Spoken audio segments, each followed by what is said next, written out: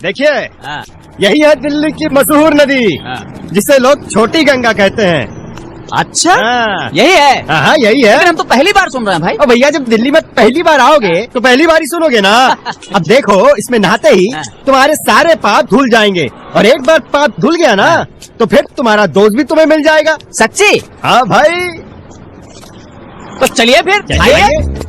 अच्छा, एक बात कहें तुमसे, हाँ, बुरा नहीं मानना भाई। बिल्कुल नहीं। अरे इतना बड़ा नदी है, तुम बोल रहे छोटी गंगा। अरे यूपी में होती हाँ। तो पूरा इलाहाबाद पानी पीता। ए भैया, हाँ, एक काम करो, हाँ। जल्दी से तुम अपना कपड़ा उतारो और डुबकी लगा दो, नहीं तो राहु का काल चढ़ गया ना तो पाप नहीं धुल पाएगा। अरे भाई, उतार रहे हैं यार, तुम तो ऐसे दौड़ा रहे हो जैसे साला तिहाड़ से भागे हम। हाँ?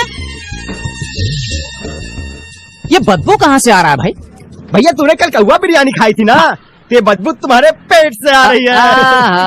हाँ? अच्छा, ये छोटी गंगा का पानी इतना काला क्यों है? भैया, ऐसा है ना कि जब से तुम कौवा बिरयानी खा ली हो, तब से तुम्हें दुनिया की तमाम चीजें काली नजर आ रही